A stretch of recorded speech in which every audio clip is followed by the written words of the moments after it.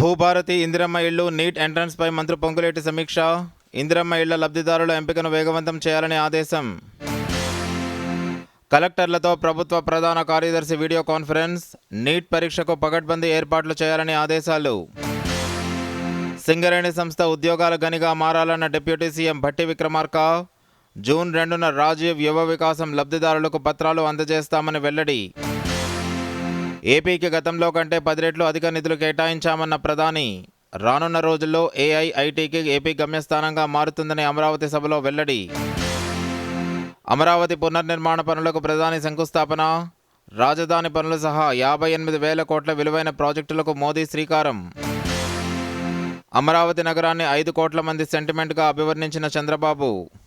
ఉగ్రవాదంపై పోరులో కేంద్ర ప్రభుత్వానికి అండగా నిలుస్తామని భరోసా. నేడు హన్మకొండలో మంత్రి ఉత్తమ్ కుమార్ రెడ్డి పర్యటన. దేవన్నపేట పంప్ హౌస్ పరిశీలించనున్న మంత్రి ఉత్తమ్. కులగణనలో తెలంగాణ నమూనానే అనుసరించాలని సిడబ్ల్యూసీ తీర్మానం. ఉగ్రదాడి నేపథ్యంలో పాకిస్తాన్పై చర్యలు తీసుకోవాలని ప్రభుత్వానికి డిమాండ్. ముంబై వేదికగా అట్టహాసంగా జరుగుతున్న వేవ్స్ సదస్సు. వేవ్స్ డిక్లరేషన్ ఆమోదం. నూతన టెక్నాలజీని బాధ్యతాయుతంగా వినియోగించుకోవాలని పిలుపు. టెక్నాలజీ అభివృద్ధిలో ఎదురయ్యే సవాళ్లకు ఏఐ మినహాయింపు కాదన్న జైశంకర్. మీడియా వినోద పరిశ్రమ విస్తృతికి మరింత అవకాశం ఉందన్న అశ్విని వైష్ణవ్. నేడు పలు అంశాలపై సీఎం రేవంత్ రెడ్డి సమీక్ష. ఇరిగేషన్ ఉద్యోగ నియామకాల పత్రాల పంపిణీ. నేడు ఉమ్మడి ఖమ్మం జిల్లాలో బట్టి తుమ్మల పర్యటన. అభివృద్ధి కార్యక్రమంలో పాల్గొననున్న మంత్రులు. మెట్రో 2వ దశ డిపిఆర్ సిద్ధం. ఎయిర్పోర్ట్ మెట్రోను ఆమోదించి కేంద్రానికి పంపనున్న రాష్ట్ర మంత్రివర్గం. నియంత్రణ రేఖ వెంబడి కొనసాగుతున్న పాక్ కవ్వింపు చర్యలు. కుప్వారా, ఊరి, అఖ్నూర్ ప్రాంతాల్లో రాత్రిపూట పాక్ ఆర్మీ కాల్పులు. ధీటుగా వదిలిస్తున్న భారత బలగాలు.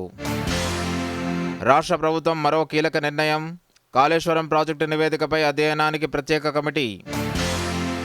గోవాలోని షెర్గావ్ ఆలయంలో తొక్కిసలాట. పలువురికి గాయాలు. చిలీ తీర ప్రాంతంలో భారీ భూకంపం. రిక్టర్ స్కేలుపై 7.4 తీవ్రత నమోదు. ఈ నెల 7వ తేదీ వరకు తెలంగాణలోని పలు జిల్లాల్లో మోస్తారు వర్షాలు. పగటిపూట ఎండల తీవ్రత కొనసాగుతుందన్న వాతావరణ శాఖ. ఐపీఎల్లో సన్ రైజర్స్ హైదరాబాద్కు మరో పరాజయం. గుజరాత్ టైటన్స్ చేతిలో 38 పరుగుల తేడాతో ఓటమి. ఐపీఎల్లో నేడు చెన్నై సూపర్ కింగ్స్తో రాయల్ ఛాలెంజర్స్ బెంగళూరు పోరు. బెంగళూరు వేదికగా రాత్రి 7:30 గంటలకు మ్యాచ్.